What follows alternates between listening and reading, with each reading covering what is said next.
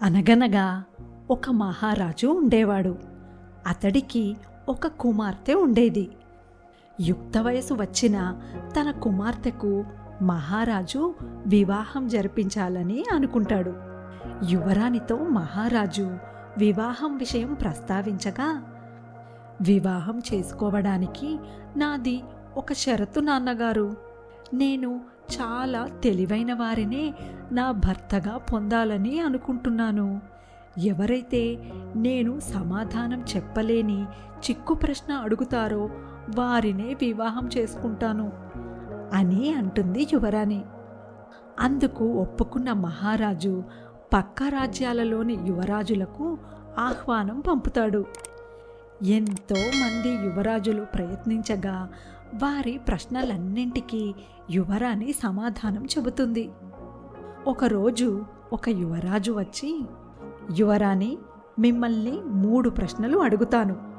ఒక్క ప్రశ్నకు కూడా సమాధానం నాకు తెలియదు అని చెప్పినా మీరు ఓడిపోయినట్టు అని అంటాడు యువరాజు.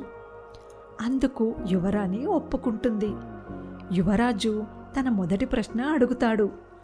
ఆ ప్రశ్నకు యువరాణికి సమాధానం తెలియదు. కానీ తెలియదు అని ఒప్పుకోకుండా ఒక్కరోజు గడువు అడుగుతుంది. యువరాజు ప్రశ్నకు సమాధానం తెలుసుకోమని యువరాణి రహస్యంగా తన చెలికత్తెను పంపిస్తుంది. చెలికత్తె చాకచక్యంగా యువరాజు వద్ద నుండి సమాధానం రాబడుతుంది. మరునాడు యువరాజుకు యువరాణి సమాధానం చెబుతుంది. అప్పుడు యువరాజు 2వ ప్రశ్న అడుగుతాడు. ఆ ప్రశ్నకు కూడా యువరానికి సమాధానం తెలియదు. మరలా ఒకరోజు గడువు అడుగుతుంది. మొదటి సమాధానంలాగే 2వ సమాధానం కూడా తెలుసుకుంటుంది.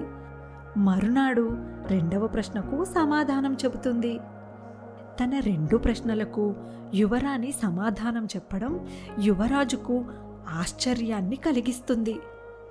యువరాణి, నేను అడిగిన ప్రశ్నలకు మీరు ఎలా సమాధానం కనుక్కున్నారు అని అడుగుతాడు యువరాజు.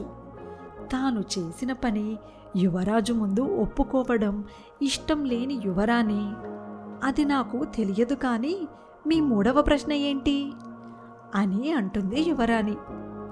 ఇప్పుడు నేను మిమ్మల్ని అడిగినదే నా 3వ ప్రశ్న. మీరు దానికి సమాధానం నాకు తెలియదు అని అన్నారు, అంటే మీరు ఓడిపోయారన్నమాట అని అంటాడు యువరాజు.